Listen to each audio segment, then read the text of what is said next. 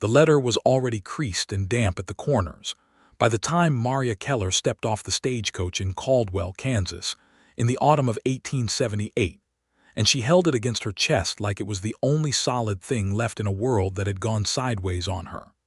She had traveled 4 days from St. Louis, through territory that smelled of dust and livestock, and something wilder that she could not name, sitting between a traveling salesman who talked too much and a widow who did not talk at all. She had not slept well. She had not eaten much.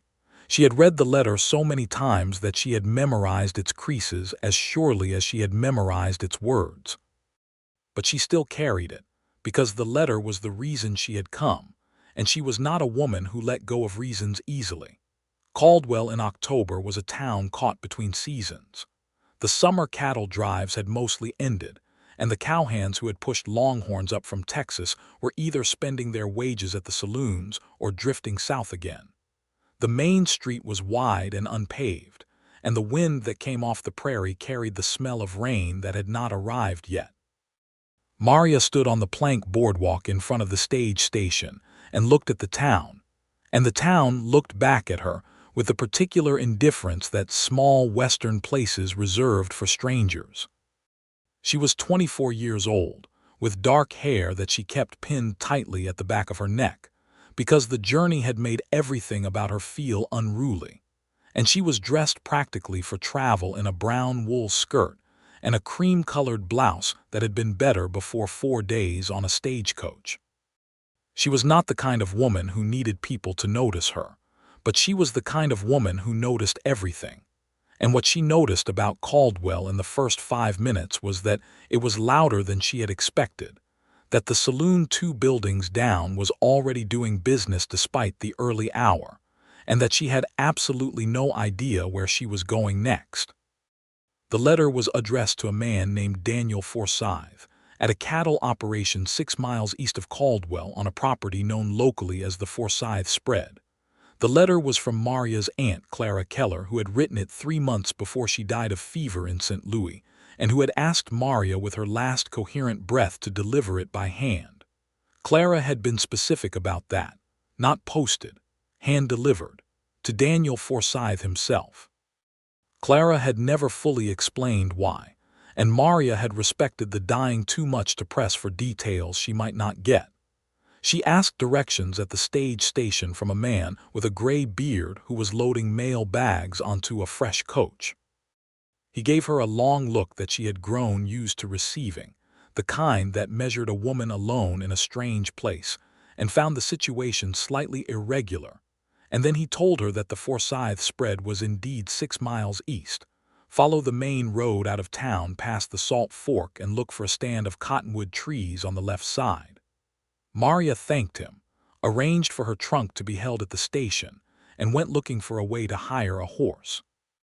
The livery stable was at the south end of the main street, and it smelled powerfully of horses and hay and old wood, which Maria did not mind at all, because she had grown up partly in the country before her family moved to St. Louis, and the smell reminded her of something that had once been simple. A boy of about 14 was sweeping near the entrance. She asked about hiring a horse and a buggy, and the boy told her that the owner, Mr. Tillman, was out back. She found Mr. Tillman in the corral behind the stable, watching a man work a young bay horse on a long line. The horse was circling at a trot, tossing its head with the particular energy of an animal that was not yet sure what it thought about the whole arrangement. And the man holding the line was patient about it in a way that made Maria stop walking before she reached Mr. Tillman. The man with the long line was tall, somewhere in his late 20s, with dark blonde hair that curled slightly at the collar of a worn blue shirt.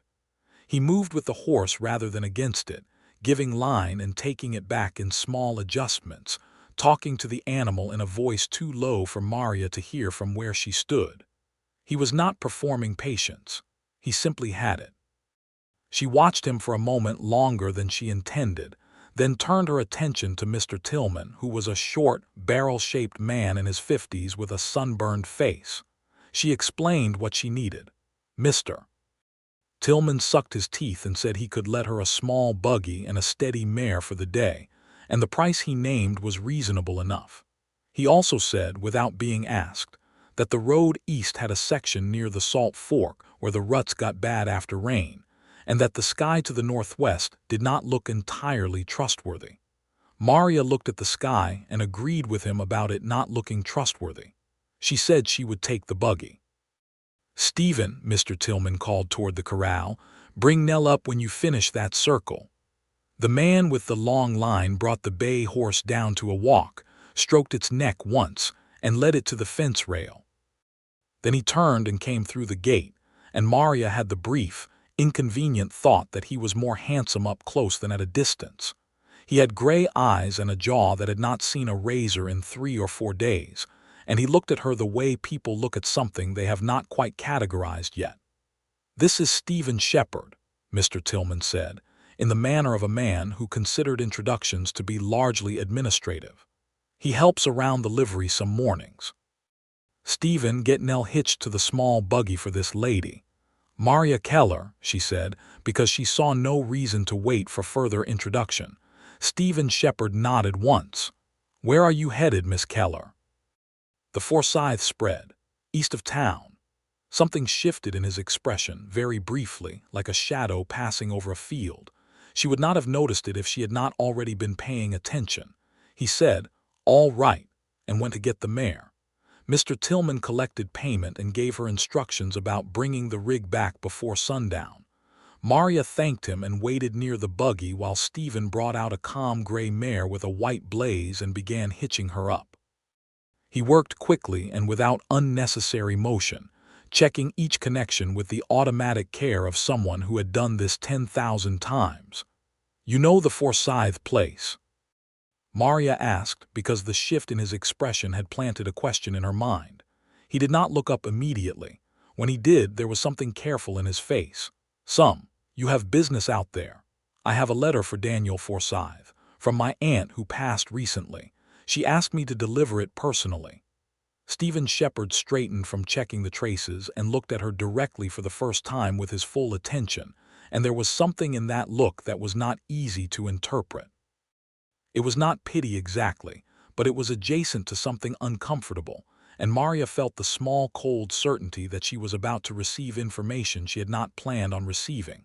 "Daniel Forsyth passed away," he said. "About 6 weeks ago. Heart gave out. He is buried on the property." The words landed in the particular way that unexpected news lands when you have traveled 4 days and spent considerable hope getting somewhere. Maria stood very still for a moment. She looked down at the letter in her hands. She thought about Clara, who had been so specific about it needing to be hand-delivered, and who would never now know whether it was.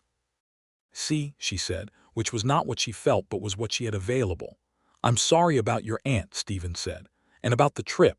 She nodded. The wind moved through the space between them, carrying dust and the smell of rain that was still somewhere west of town but coming. She stood there long enough that Stephen, who seemed to be the kind of man who understood when silence was running out of usefulness, said something that surprised her.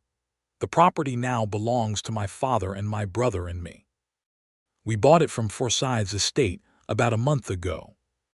I can't say what to do about the letter, but if you want to ride out and see the grave or just have somewhere to collect yourself, you are welcome at the property.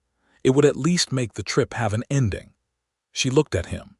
He was holding his hat in both hands, which she thought was the posture of a man trying to indicate sincerity without overreaching it.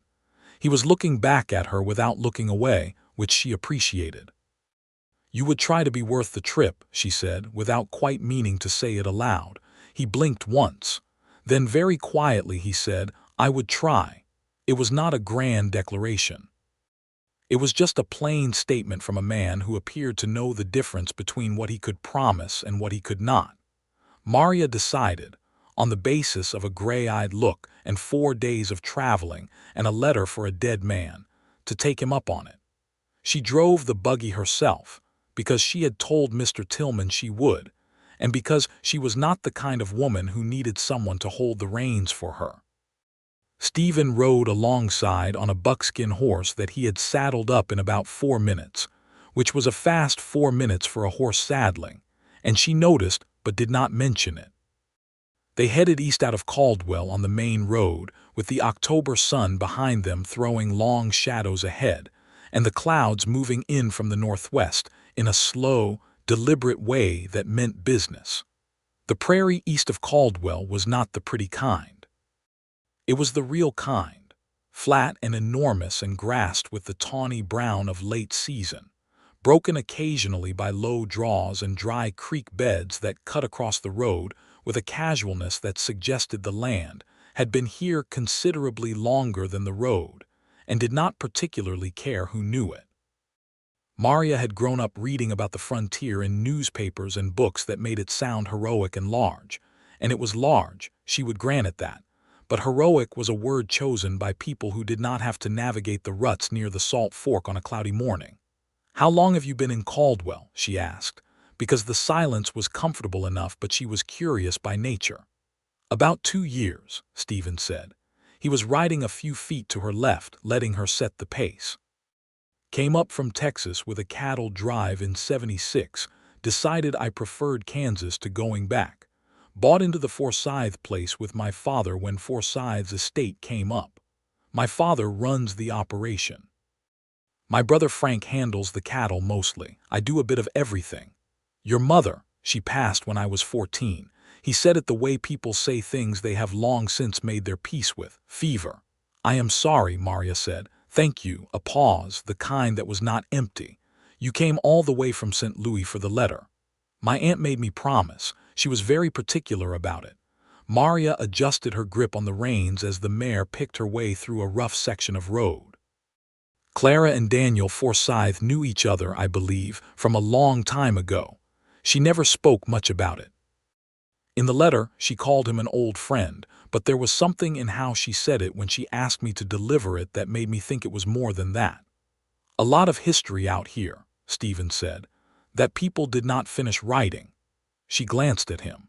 He was looking at the road ahead, and the profile of his face against the prairie sky had the quality of something that belonged there in a way that city men did not.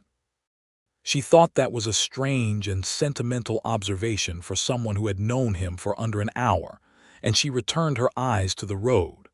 They reached the cottonwood trees that Mr. Tillman had described. The stand was substantial, 6 or 7 trees well established along a low draw, their leaves gone golden and some of them scattered, and beyond the trees the road forked, with a track leading south toward a cluster of buildings that had the particular arrangement of a working cattle operation. There was a main house, 2-storied and built of both timber and stone in the way of permanent structures, a long bunkhouse, several outbuildings, and corrals with pipe fencing that suggested someone had built here with the intention of staying. A man came out of the main house as they came up the track. He was older, with the same dark blonde coloring as Stephen but more weathered, and he moved with the deliberate care of someone whose joints had opinions about cold mornings. Stephen's father, clearly. He was perhaps 55, with a strong face that had been handsome once and was now just weathered into something better, and he had Stephen's gray eyes. "Papa," Stephen said, "this is Maria Keller from St. Louis. She came with a letter for Daniel Forsyth. She did not know he had passed." The older man, whose name turned out to be Henry Shepherd, removed his hat and said he was very sorry to hear about the wasted journey, and that she was welcome inside for coffee while she decided what to do. He said it with the automatic hospitality of someone for whom guests at the door were still a matter of genuine welcome rather than inconvenience, and Maria appreciated it, because she was cold from the drive, and the clouds had finally done what they had been threatening, and were now dropping a light, persistent rain. Inside the main house, the kitchen was warm from a cast-iron stove and smelled of coffee and wood smoke, and the faint animal smell of wet dog from a hound who was lying under the table, and raised its head when Maria came in, assessed the situation, and lowered its head again. A young man was at the table eating, who turned out to be Frank Shepherd, Stephen's younger brother, 22 years old and built like a man who had spent his adolescence doing outdoor labor, with a cheerful, blunt face and the easy manners of someone who had grown up without a mother to impose formalities. "St. Louis," Frank said, as though this were an exotic origin. "What's it like?" "Louder than this," Maria said. "More crowded, smells worse," Frank grinned. "Do you miss it?" "I have not been gone long enough to know." Henry poured coffee into a thick ceramic mug and set it in front of her with no ceremony, which was the right way to give coffee to someone cold and unsettled. Maria wrapped her hands around it and let the warmth work its way into her fingers. The letter sat on the table in front of her. She had put it down without thinking, the way you put down a thing you have been carrying too long. She looked at it. The others noticed her looking at it. "You could read it," Henry Shepherd said, with a gentleness that was not intrusive. "If you wanted to know what it said, it was your aunt's." "It was written for Daniel Forsyth," Maria said. "Daniel Forsyth is dead," Henry said, not unkindly, "and he will not be reading it." She thought about that. She thought about Clara, who had been the kind of woman who kept her own counsel in life and who had died with this particular undelivered thing inside her. She thought about a long time ago, which is where Stephen had said the history was, and she thought about the strange, determined way Clara had made her promise, not just to send the letter, but to carry it herself, to stand in front of Daniel Forsyth with it in her hand, and say that Clara Keller had thought of him. "I think," Maria said slowly, "that I would like to see his grave first." Stephen pushed back his chair. "I can show you." The grave was behind the house in a small enclosure that someone had fenced with plain wood rails, not grand but tended, with a stone marker that had Daniel Forsyth's name, and the years 1831 to 1878. There was no other inscription. The ground was soft and dark from the rain, and the cottonwood leaves that the wind had carried lay across the mound in a thin, scattered layer of yellow and brown. Maria stood at the foot of the grave with the letter in her hand and Stephen standing a respectful distance behind her, and she let herself feel what she had not quite let herself feel in 4 days of traveling, which was grief, not for Daniel Forsyth, whom she had never met, but for Clara, who had died with something unfinished in her hands, and who had asked the one person she trusted to try to finish it for her. She spoke quietly. She said, "She remembered you." "I do not know what the letter says, but I know that she remembered you well enough to make me come 4 days through rough country to give it to you.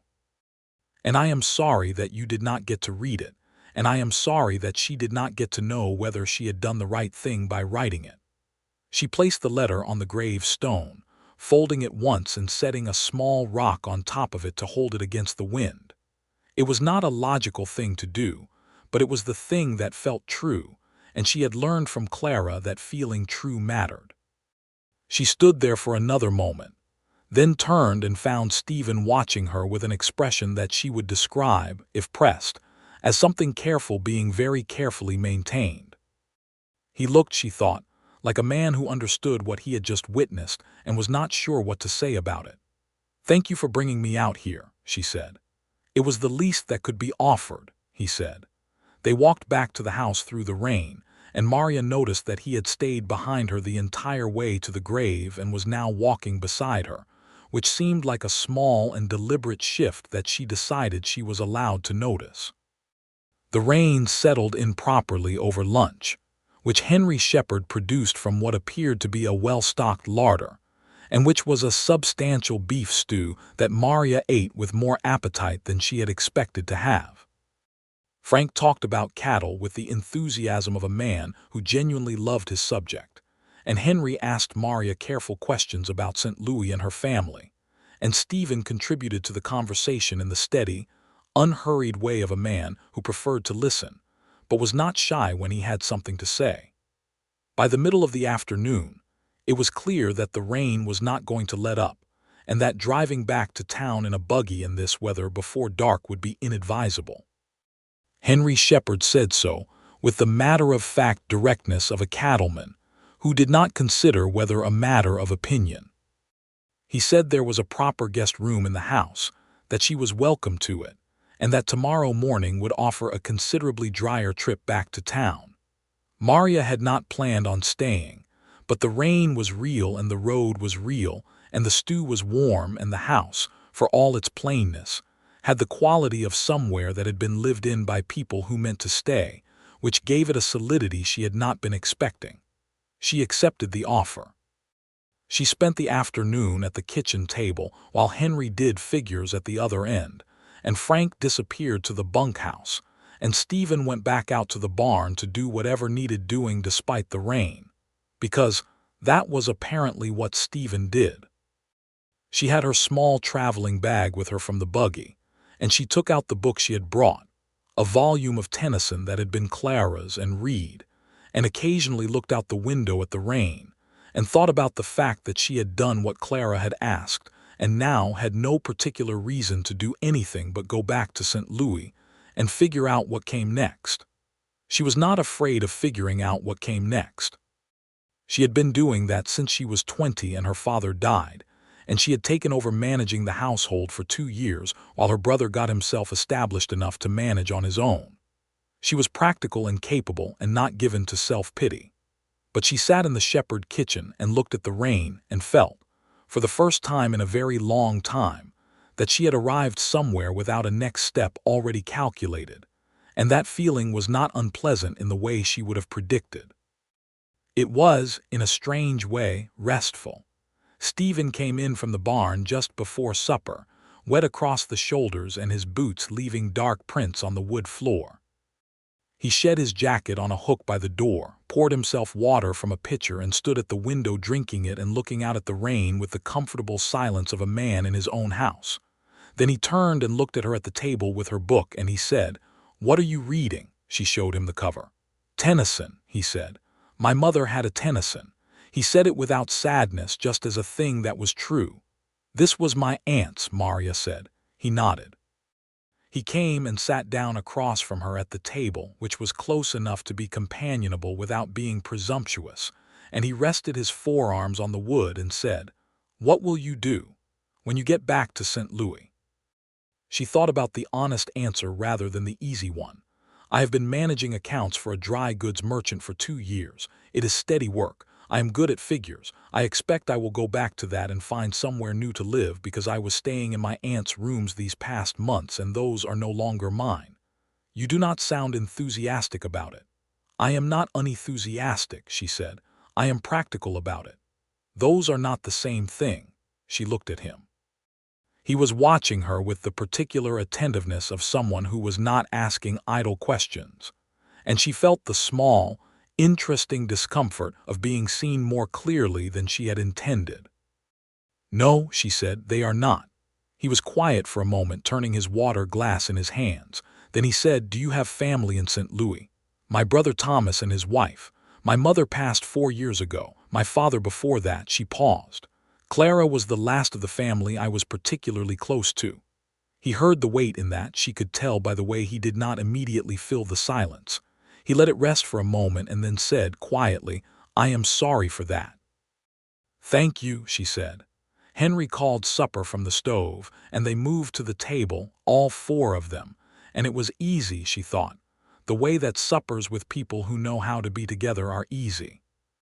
Henry told a story about a cattle drive 5 years ago that involved a river crossing and a cook who did not survive it professionally, though he survived it personally, and went on to open a restaurant in Abilene. Frank told a story about a horse that had escaped from the corral 3 weeks ago and been found 2 days later at a neighboring property eating garden vegetables with serene disregard for everyone's feelings. Stephen did not tell a story but laughed at Frank's, a real laugh that she had not heard from him before, and it was a good laugh, the kind that came from somewhere genuine. After supper, Frank produced a deck of cards and Maria beat him at poker twice, which he accepted with remarkable good humor. Henry read by the lamp in the front room. Stephen sat near the stove with a piece of leather he was mending, working it with a needle and thick thread, and he and Maria talked across the table where Frank was dealing cards. Not a focused conversation, but the kind of overlapping, wandering talk that happens when people are comfortable enough to say things without having a particular destination in mind. She told him about St. Louis, the Missouri River at flood season, the river boats, the opera house she had been to once with Clara on Clara's birthday 3 years ago. He told her about Texas, where he had grown up, and about the cattle drives, which were not as romantic as the dime novels suggested. He told her about a thunderstorm on the trail in 1875 that had lasted 4 days and made every man on the drive wish he had gone into an indoor profession. She went to bed in the guest room with the rain still working at the windows, and the room smelled of cedar and clean linen. And she lay on her back in the dark and thought about a man with gray eyes who worked with horses patiently and mended leather by the stove and had told her, so simply that it had not even felt like a declaration at the time, that he would try to be worth the trip. She woke to clear skies and the smell of coffee. The kitchen was already busy when she came down. Frank had gone out early for the morning feed. Henry was making something with cornmeal at the stove. Stephen was at the table with a cup of coffee and a piece of paper with handwriting on it that he was reading with a furrowed expression. He looked up when she came in. "Good morning," he said. "Good morning," she said, and took the coffee that Henry handed her over his shoulder without turning from the stove. The piece of paper, she would learn over breakfast, was a letter from a cattle buyer in Wichita who was offering a price for the fall stock that Henry considered an insult, and Stephen considered negotiable, and Frank, when he came in, considered cause for a strong profanity that he then apologized for in Maria's presence. She told him she had heard worse, which was true, and Frank looked relieved. She should have gone back to town that morning. The road was dry enough and the weather was clear, and the mare and buggy were waiting and her trunk was at the stage station. But Henry asked if she would stay for dinner, meaning the midday meal, because he had been reading the Wichita letter and thought that her experience with accounts might be useful for working out a counter-proposal, and Maria, who had a genuine and well-exercised interest in numbers, said she would take a look. She stayed for dinner. She ended up staying for 3 days. This was not what she had planned, and she was aware that it was not entirely accounted for by the cattle buyer's letter, which took her about 40 minutes to analyze and another 20 to draft a counter-proposal from, which Henry called the clearest piece of commercial writing he had seen in his experience, and offered to pay her for, which she refused. The other 2.5 days were not about the letter at all.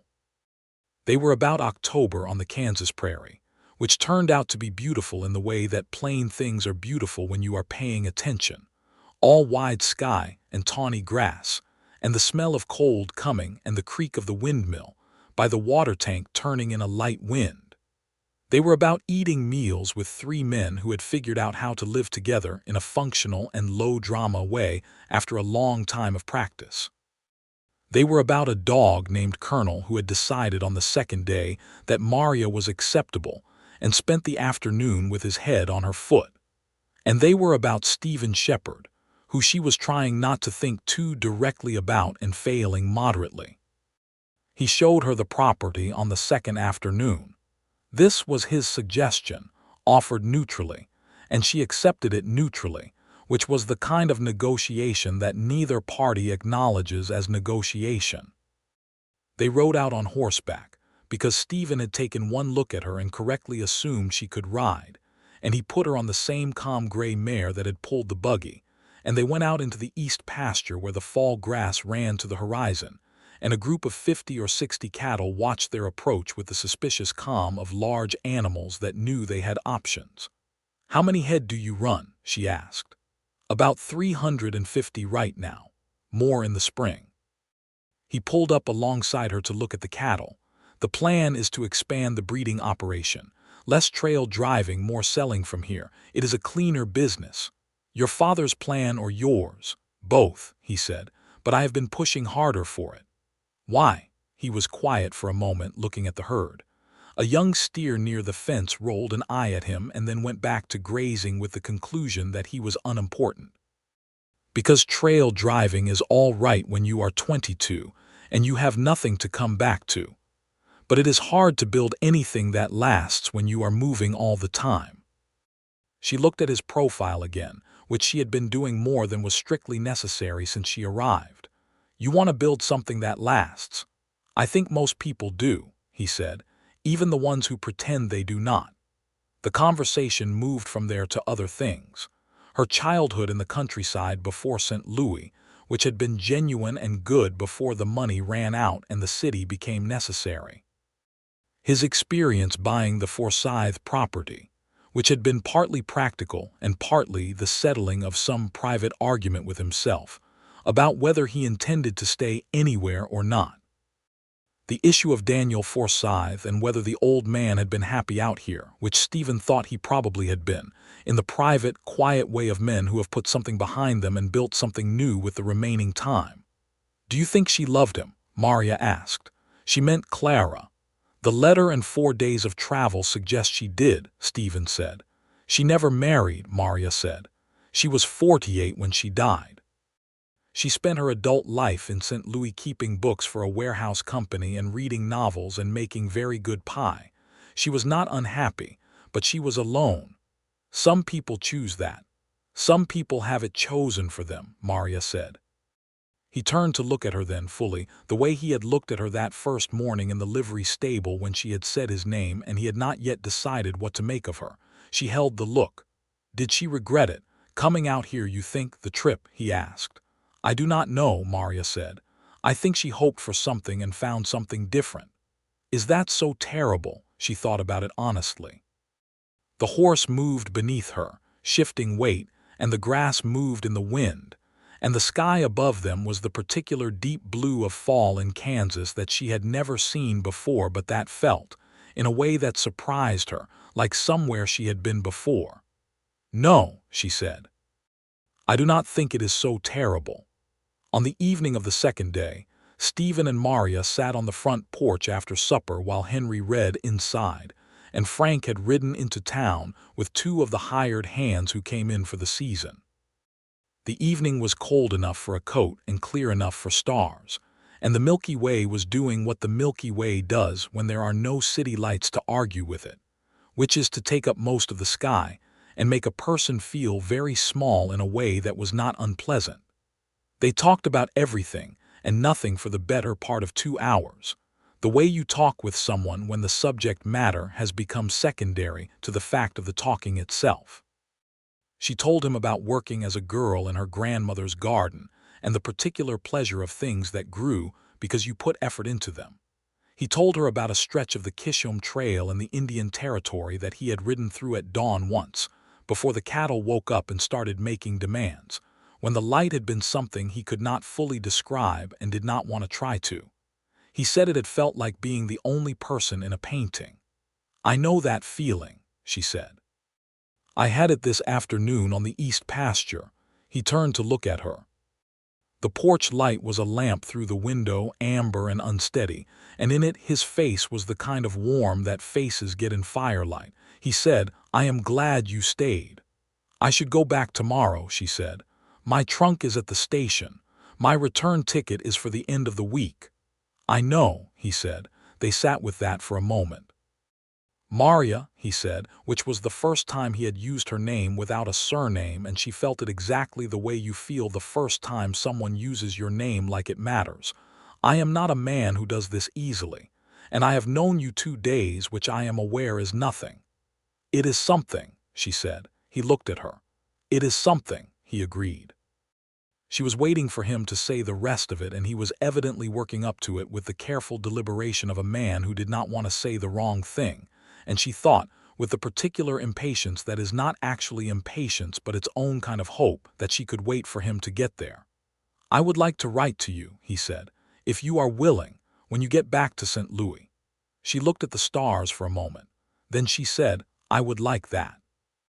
He exhaled, which told her he had been holding the breath for the question, and she found that very endearing in a man who was otherwise composed. He said, "All right." "All right," she said.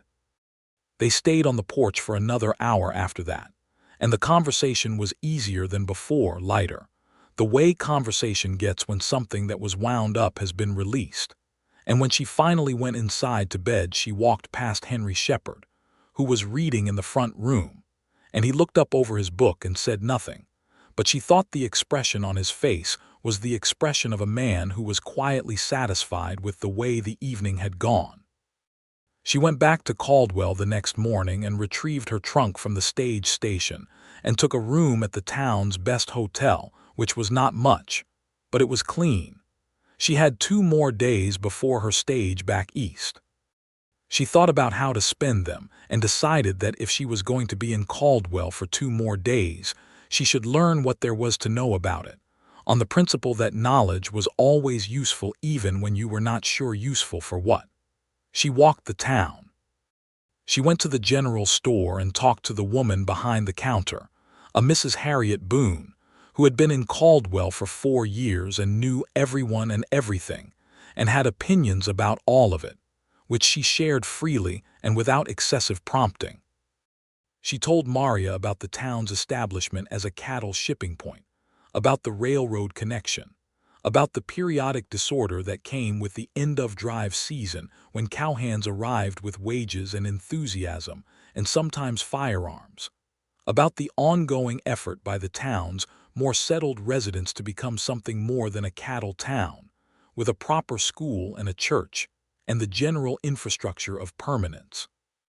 Mrs. Boone mentioned the Shepherd family approvingly, said Henry Shepherd was a fair man and his boys were hardworking, said Stephen in particular had a good reputation with the neighboring operations for knowing horses and being straight in his dealings. Maria absorbed this information with the particular appreciation of someone who had already formed an opinion and was being given corroborating evidence. On the afternoon of her second day in Caldwell, Stephen rode in from the property. She saw him from the window of the hotel dining room where she was having coffee, saw him tie the buckskin to the rail outside the hardware store across the street and go inside. She considered her options and chose the most direct one, which was to finish her coffee, put on her coat, and walk across the street.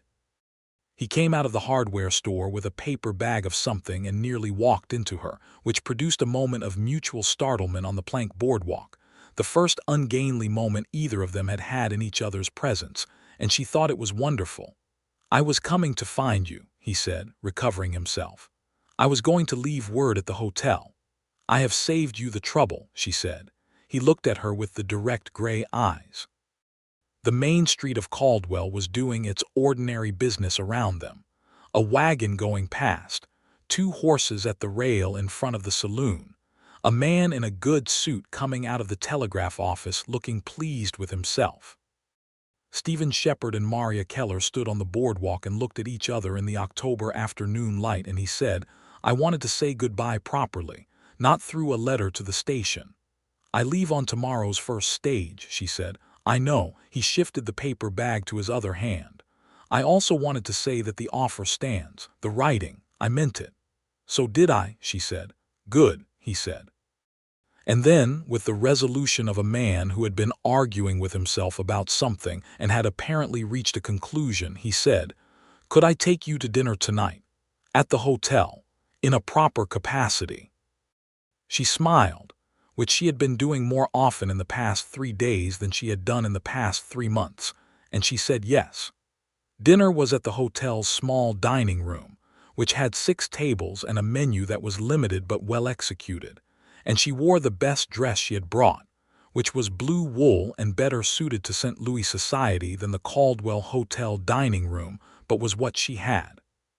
Stephen had clearly made an effort as well, coming in a clean shirt and a jacket, and with his hair combed and his jaw freshly shaved, and she thought again that this was a man who cleaned up considerably well, and that this thought was not particularly useful but was thoroughly accurate.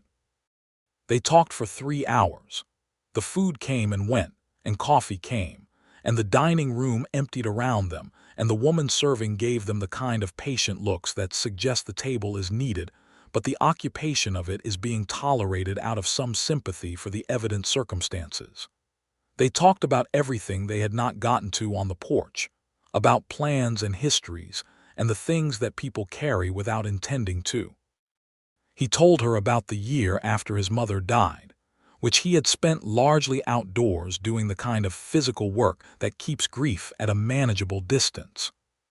She told him about the year after her father died, which she had spent doing the same thing but with ledger books instead of physical labor, which was its own kind of occupation. "You are very capable," he said, not as a compliment exactly, more as an observation made with genuine respect. "I had to be," she said. "So did I," he said. "I noticed," she said.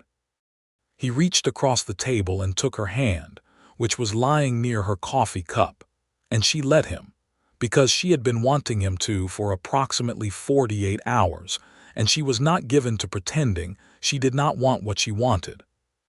His hand was warm and calloused and entirely certain, and he held hers with a grip that was careful without being tentative, and she thought that was very exactly like the rest of him. "Write to me," he said. "Write back," she said. He smiled at that, the full version this time, not the controlled partial smile she had seen in earlier conversations, but the complete thing. And it was, she thought, an excellent smile on a man who had apparently been saving it. She smiled back and felt something in her chest that was simple and large and not at all difficult to name. She left the next morning on the first stage, as planned. He was at the stage station when it was loading, having ridden in from the property before dawn, and she thought that was worth noting. He handed up her traveling bag to the stage driver and then stood at the door of the coach and looked at her through the window, and she looked back at him, and he said, through the window gap, "Safe journey, Maria." "Take care of those horses," she said. He nodded once. The driver called the stage away, and the horses leaned into their work, and Caldwell pulled back from the windows in the way of places that are staying and people that are going. And Stephen Shepherd stood in the street until she could no longer see him, which was not very long but was longer than she had expected the stage to take getting out of town, and she wondered if he had stayed standing there even after the stage rounded the corner, which she suspected he had. The first letter from Stephen Shepherd arrived in St. Louis 14 days after she did.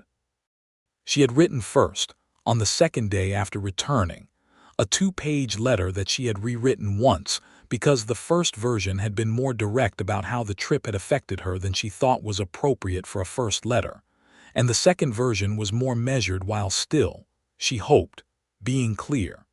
She told him about returning to her brother's house, which Thomas had offered while she sorted out new lodging. She told him about going back to work at the dry goods merchant, about sitting at the familiar desk with the familiar ledgers, about how the October light over the Missouri River was different from the October light over the Kansas prairie, and about how she had found herself noticing that difference more than once. His letter was 5 pages, in a hand that was larger and less practiced than hers but completely readable, and it was the kind of letter that a person writes when they are saying things they have been thinking about for 2 weeks. He told her about the operation, about a successful counter-proposal that had gone back to the cattle buyer in Wichita based on the numbers she had worked out, about a difficult foaling that had kept him up 2 nights running but ended well. He told her about the east pasture on a morning that had been cold enough for frost, and the way the grass looked silver before the sun reached it. He said near the end of the letter that he thought about the porch evening and the dinner in fairly regular intervals and that he hoped she did not mind him saying so. She wrote back the same day. She told him she did not mind him saying so. The letters became a routine, once a week, then twice. 14 days of Kansas weather and cattle business, and the small observations of a man who was paying attention to his world. 14 days of St. Louis commerce and city weather, and the small observations of a woman who was paying more attention to the Kansas letters than she was to anything the city offered. Thomas noticed the correspondence and raised an eyebrow. His wife, Margaret, noticed it and said nothing outwardly, but began being very kind to Maria in the particular way of women who are rooting for something. In November, Stephen wrote that they had taken on 2 new hired hands for the winter work, and that the bunkhouse was now at capacity, and that Frank had acquired a sweetheart in Caldwell, A school teacher named Alice, who Frank described in terms that Stephen said made it clear Frank was very much in earnest about her. He wrote that the property was shaping up the way he had hoped, that his father's health was holding well, and that he had fixed the corral fence on the east side that had been a problem since they bought the place.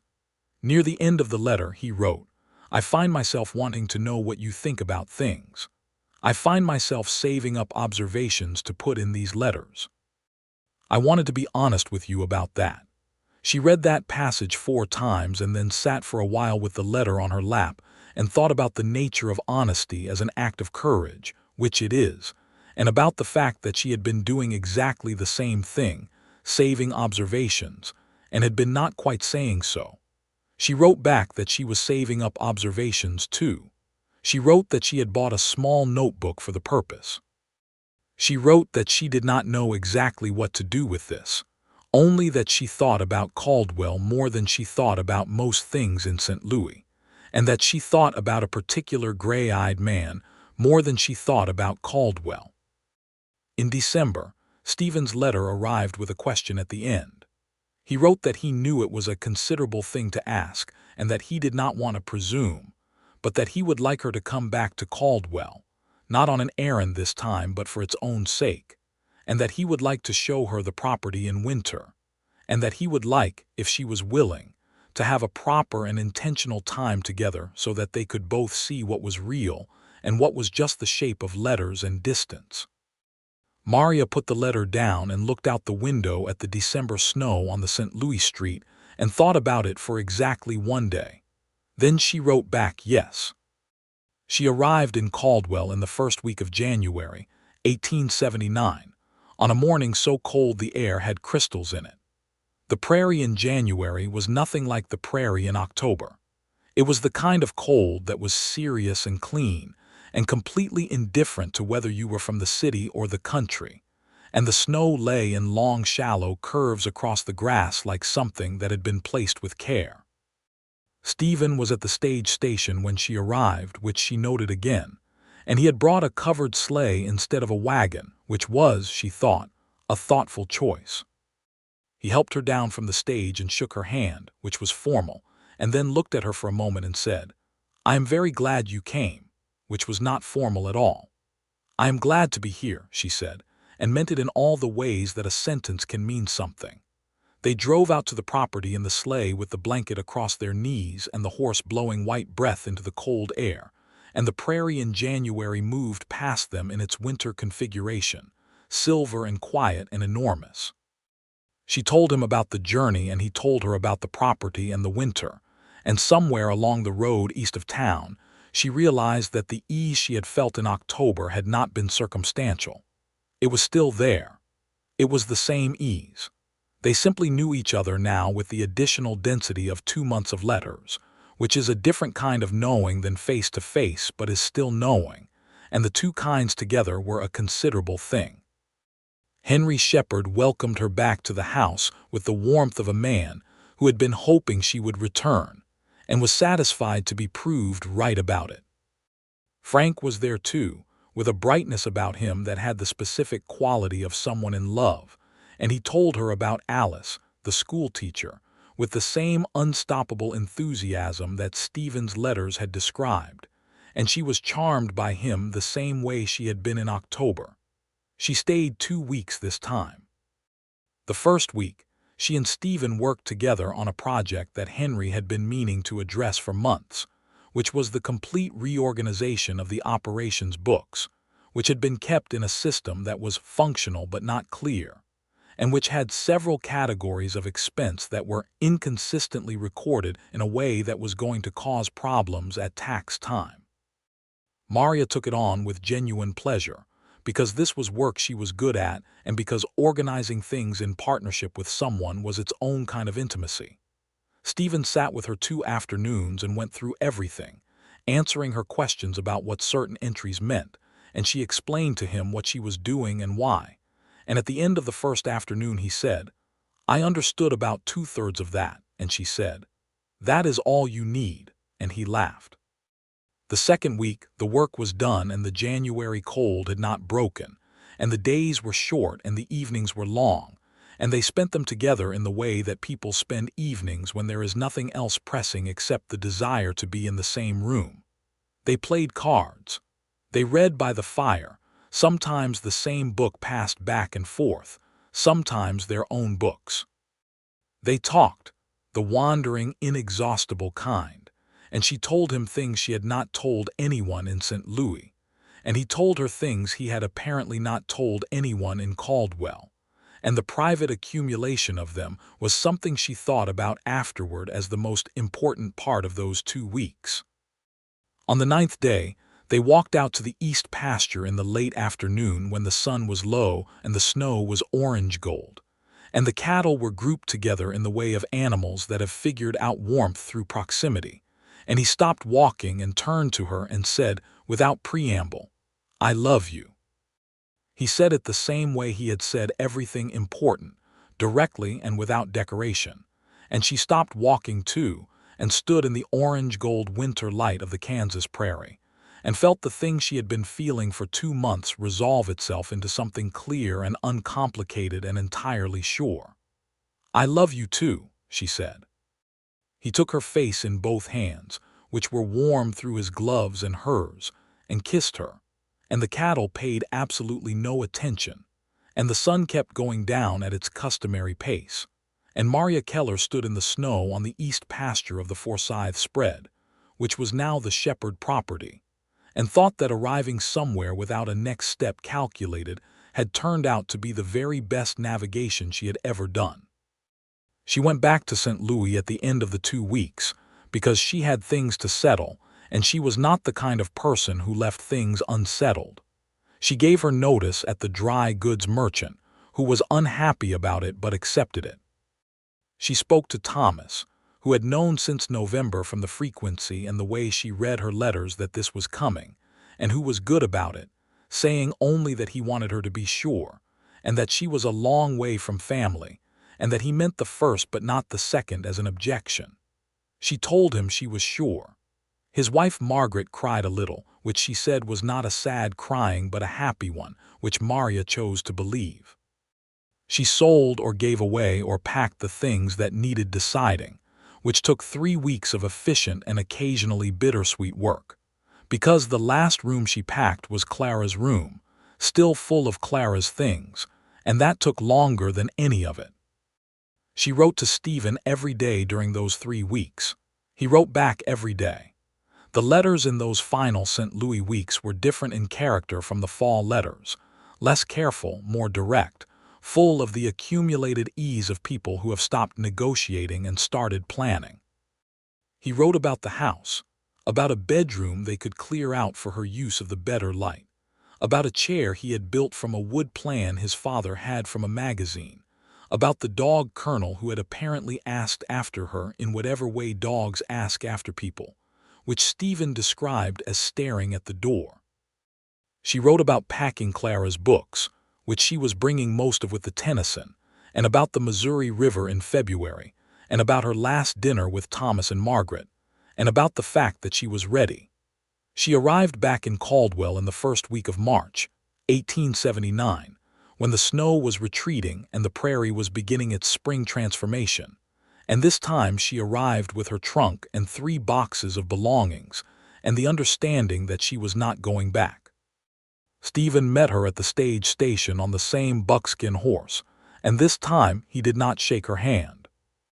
He came off the horse and lifted her off the step of the coach, and held her for a moment right there on the Caldwell Main Street with the whole town going about its business around them, and she held him back and thought that this was exactly right, that this was exactly the ending she would have chosen if she had known enough to choose it, which she had not, which is perhaps why it was good. They were married in April. The ceremony was in the small wooden church that the town's more settled residents had finally gotten built the previous summer, performed by a pastor named Ellsworth who had been in Caldwell for 2 years, and had the particular quality of a man who had found his exact right place. Henry Shepherd stood beside his son, and wept once, briefly, in the way of a man who did not plan to cry and was surprised by it. Frank stood as well, with Alice the schoolteacher at his side, who Maria had met 3 days after arriving in March and who she had liked immediately, a small, very direct woman with a quick mind and a dry humor that suited Frank's straightforwardness well. Thomas came from St. Louis for the wedding with Margaret, and Maria's delight at seeing them was the uncomplicated kind of delight that comes from having something good you want to show to the people you love.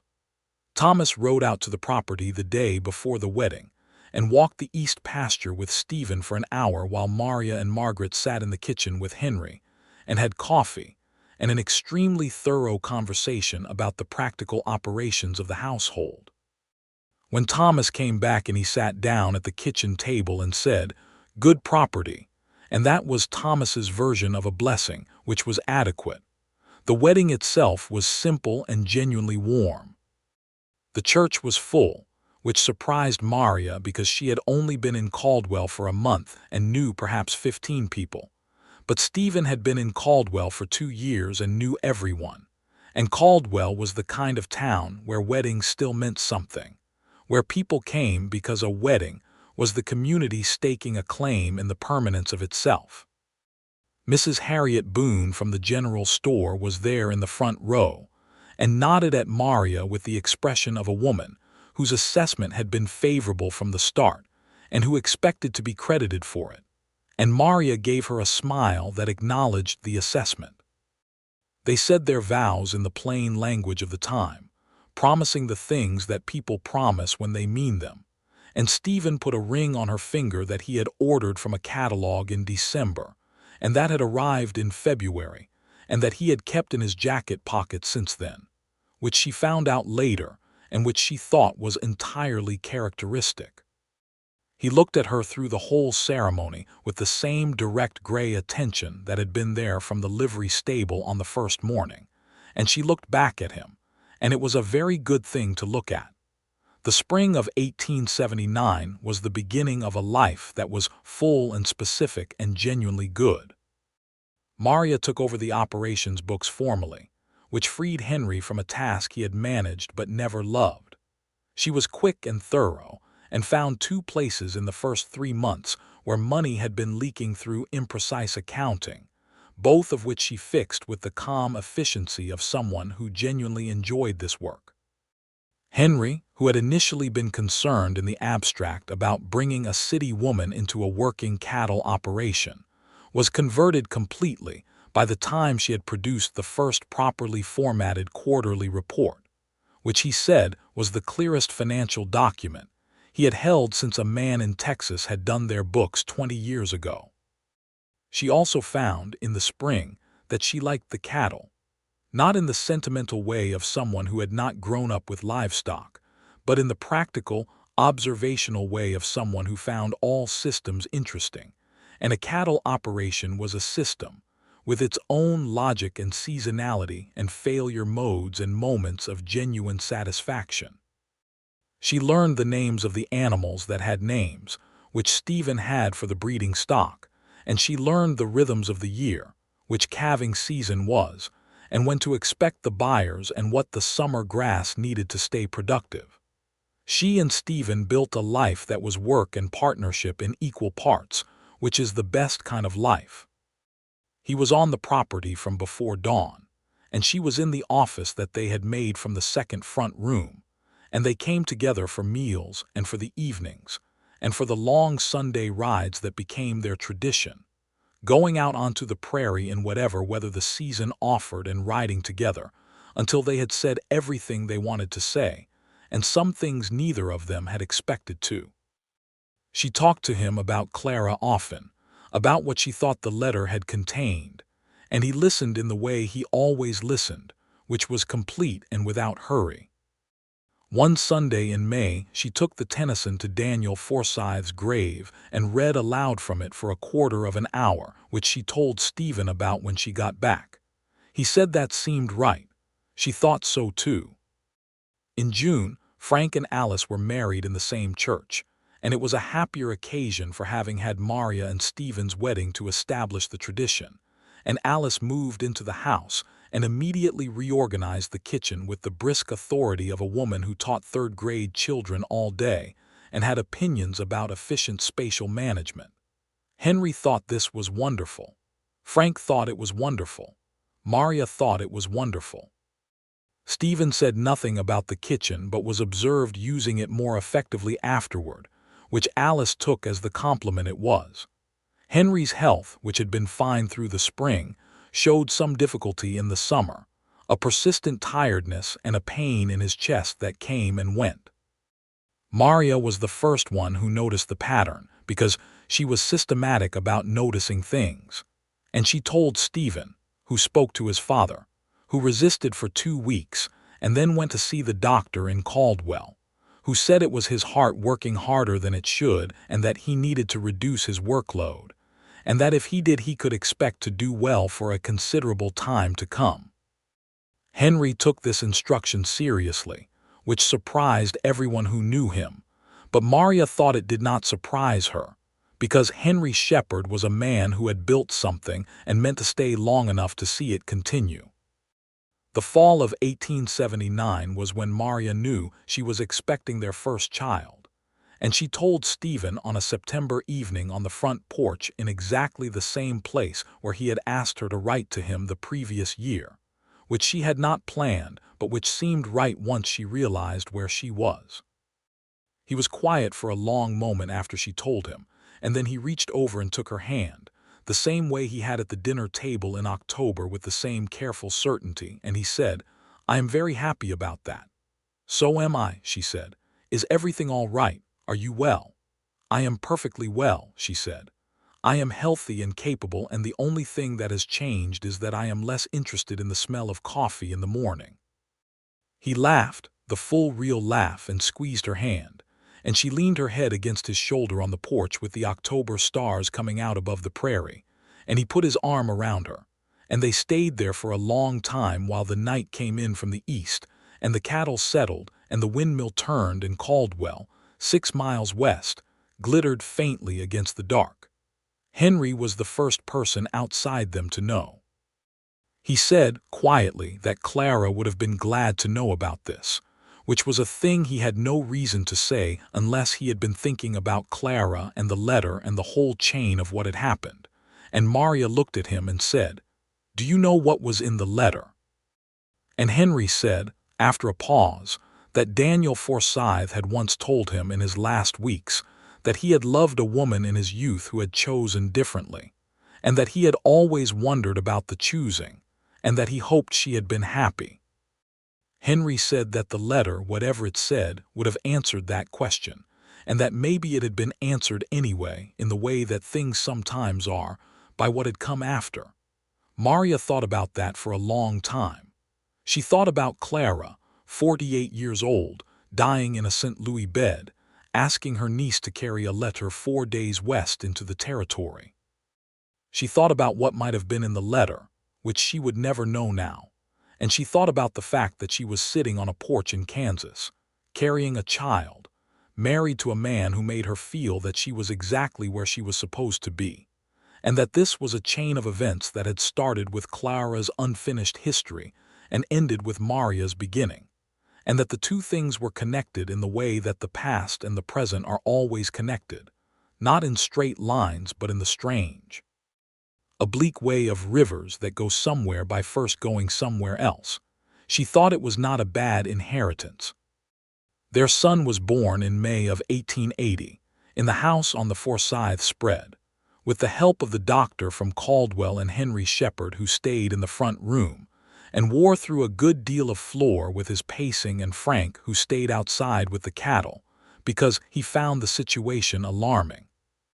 Stephen was with her throughout, which was not the universal custom of the time, but was Stephen Shepherd's custom, on the basis that he was not the kind of man who went elsewhere when something important was happening.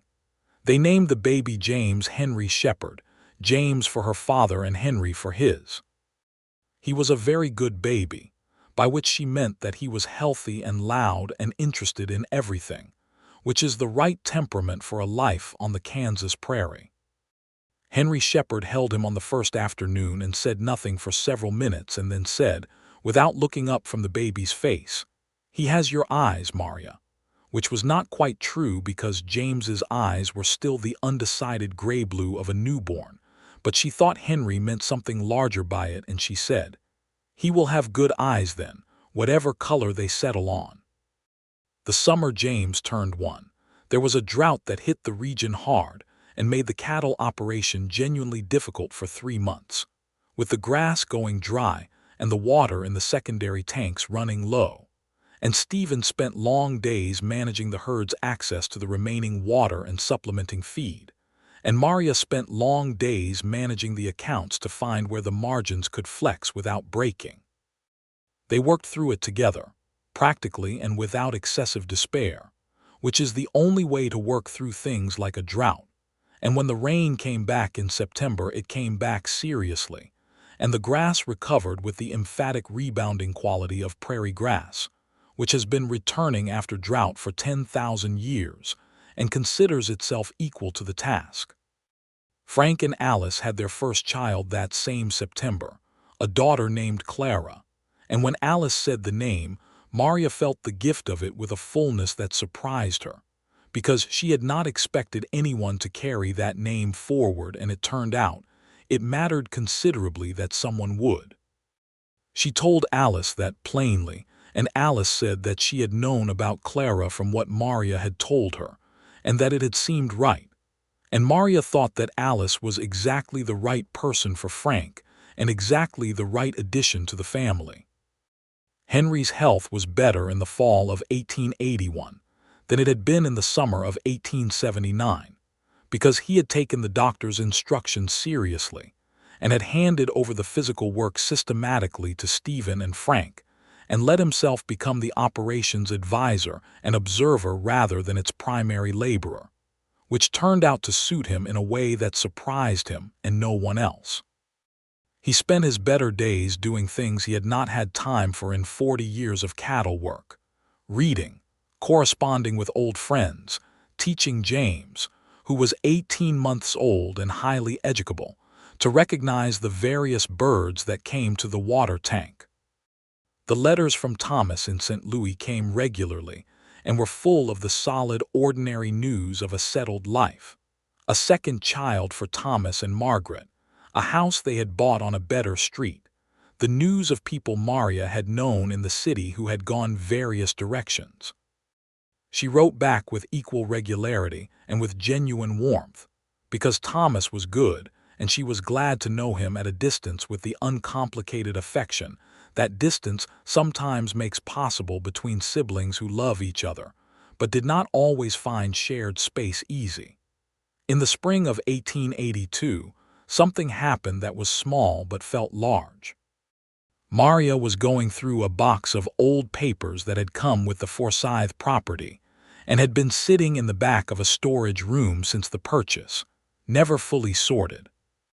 It was the kind of task that waits for a rainy afternoon and adequate attention, and she brought the box to the kitchen table with James asleep in his room and went through it systematically. Most of it was old ranch records, ledgers from the 1860s and 1870s, correspondence about cattle transactions and equipment. And then at the bottom of the box, she found a letter.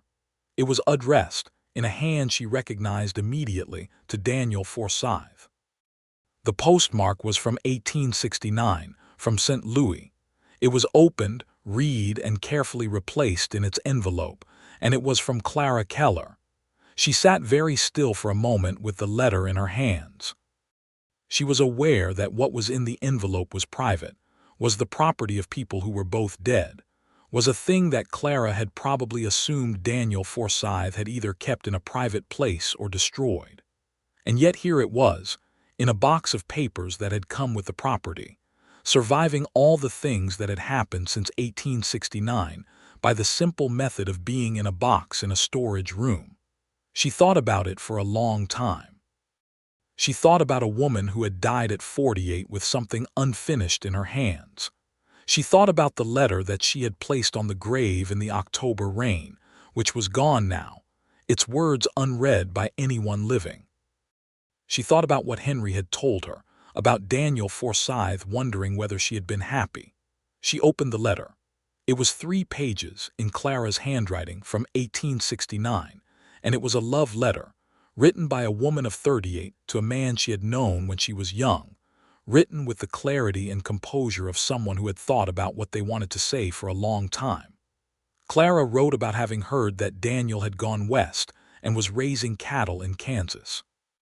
She wrote that she had thought of him often over the years since they had parted, that she had made the choices she had made for reasons that had seemed right at the time, and that she did not regret exactly, but that she had not entirely stopped questioning. She wrote that she had not written before because she did not know what purpose it would serve, but that she was writing now because she was 38 and had come to the conclusion that some things deserved to be said even if they changed nothing. She wrote that she had loved him, that she was glad he had built something good, that she hoped he was well. The letter in the envelope from 1869 was the same letter she had carried from St. Louis 10 years later in 1878. It was the same thing said twice, because Clara had said it once and received no reply and had needed to say it again, knowing by then that time was running out. Maria sat in the kitchen with both letters, the old one she had found and the ghost of the new one on the grave outside, and she cried. Not sadly, but the way you cry when something that was incomplete becomes complete, when the story that you have only had in pieces resolves into its full shape, and you can see what it was. Clara had loved Daniel Forsythe for 30 years across a distance, and he had kept her letter, which meant he had thought of her too, and they had both lived their lives in the knowing and the missing and the distance, and now they were both gone. Stephen came in from the barn late in the afternoon and found her at the kitchen table with the letter and her eyes red, and he sat down beside her without asking questions and waited, which was Stephen's way, and she told him what she had found and what it had said, and he listened to all of it, and when she was finished he said, "I think she knew he had loved her. I think that is why she needed the last letter delivered in person. She needed to say it one more time when she was dying, face to face." "He was not there to receive it face to face," Maria said. "No," Stephen said, "but you were, and you said it for her. You stood at that grave and you told him that she remembered him well. You told him that she had come a long way to say it. I think she would have considered that delivered." Maria looked at him for a long moment. He was watching her with those gray eyes that she had been watching for 3.5 years, and that she had not gotten less interested in. And she thought about what it was to be known by someone fully, to have them understand the weight of a thing without needing it explained. And she thought about Clara and Daniel and the 30 years and the distance. And she thought about herself and Stephen, who had somehow arrived at the same question through completely different paths and had both, improbably, answered yes. "I love you," she said. "I love you," he said. He reached across the table the same way he had at dinner in the Caldwell Hotel in October of 1878 and took her hand. She placed Clara's 1869 letter carefully back in its envelope and put it in a cedar box that she kept in the bedroom, alongside her mother's photograph and a piece of ribbon from her wedding bouquet, which was where she kept the things that were precious enough to be kept but too private for general display. The letter belonged there. It was not hers, but she was its keeper now, and she intended to keep it well. James turned to that May, running around the yard with Colonel the Hound in the energetic and heedless manner of a 2-year-old on good grass, and Henry Shepherd sat on the porch and watched with the expression of a man who was aware he was looking at something worth looking at, and who was not going to pretend otherwise. They were expecting their second child by autumn, which Stephen had received with the same quiet happiness as the first time, sitting on the porch in the September evening and holding her hand and not needing to say much because the happiness was self-evident. The second child was a girl, born in February of 1883 during a Kansas winter that was cold in the serious particular way of the best Kansas winters.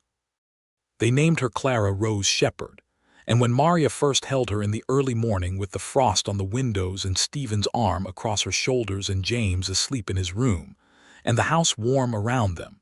She thought about how many people were held in a name, how a name was a way of carrying someone forward, and that Clara, who had died with something unfinished, was carried forward now in a child on a Kansas ranch who would never know the original Clara except as a story. Which was the best kind of knowing, because stories cannot be taken away. Henry Shepherd, who had been managing his heart carefully for 3 years, and who had been surprised and pleased by how much managing had extended his capacity for the things that mattered, held Clara Rose on the second morning, and said that she was the image of her mother, which was a thing grandfathers are supposed to say, but which Maria thought was probably true. Henry was 62, and well for a man of 62 who had spent 40 years of outdoor labor, and he showed every sign of being the kind of grandparent who would teach James the names of birds and tell Clara Rose stories about Texas. And Maria was grateful for that in the plain, unlayered way that she had come to be grateful for the things in her life that were simply good. Frank and Alice had a second child by then as well, a son they named Henry Thomas, after the grandfather and after a friend of Frank's who had gone north to Wyoming. And the house was full in the way that houses are full when the work of building a life is succeeding. There were meals with 6 adults and 3 children between the 2 families, loud and chaotic, and full of the kind of easy laughter that only comes from people who have been through difficult things together and emerged still wanting each other's company. The cattle operation prospered in the way of things that are run by people who are honest about what they know and careful about what they do not. The herd grew to 500 and then to 600. The breeding operation that Stephen had been pushing for became the core of the business, which was more stable than the trail-driving economy and less dependent on the Kansas railroad prices that fluctuated with the national cattle market. There were hard years and easy years, because agriculture in the 1880s was not a reliable business, and the weather did not consult the accounts, but the foundation was sound, and the management was clear, and the Shepherd family operated it with the combined competence of people who each brought something specific and necessary. The town of Caldwell grew as well, in the fashion of the frontier in the early 1880s, accumulating the structures of permanence that Mrs. Harriet Boone had been wanting when Maria first spoke to her in October of 1878. A proper schoolhouse, where Alice taught the primary grades, a second church, a new hotel that replaced the old one, a newspaper that arrived weekly and that Maria read in its entirety every week and discussed with Stephen over Sunday morning coffee in the way that they had come to discuss everything, thoroughly and with genuine interest in each other's thinking. There was, in this period, a difficulty that she did not look away from. The Indian Territory that lay south of Kansas was a place of profound injustice in these years, and the movement of the frontier westward and southward continued to displace peoples who had lived on this land for centuries. She read the newspaper accounts and talked to Stephen about what she read, and they both understood that the prosperity they were building existed within a history that was not clean, that the land the Shepherd property sat on had its own history before Daniel Forsyth had claimed it, and that the railroad and the cattle trade and the settling of Kansas had come at costs that were not borne by the people who benefited from them. There was not a simple resolution to this understanding, but she thought it mattered to hold it clearly rather than to look away from it, and she was glad to be with a man who thought the same. In the fall of 1883, Thomas and Margaret came from St. Louis for a visit that was long enough to constitute a genuine stay rather than a formal occasion. Thomas helped with the fall cattle work for 3 days and came in each evening sunburned and tired and satisfied in a way that his regular life apparently did not provide. And Margaret and Maria had 5 years of letters to compress into actual conversation, which they did with great efficiency and mutual enjoyment. Thomas, walking the east pasture with Stephen on the last morning before their return, said something that Stephen told Maria about that evening, which was that he was grateful for what had found his sister, and that he meant Stephen himself, not just the situation. Stephen had said, "I think it was mutual finding." Maria, hearing this, thought that was the most accurate description she had encountered of what had happened between them. Mutual finding. Two people who had been looking, not desperately, not with particular maps, but in the way of people who believe that there is something worth looking for, and who had arrived at the same place from entirely different directions, because of a letter for a dead man that she had carried across 4 days of rough country and set on a grave in the October rain.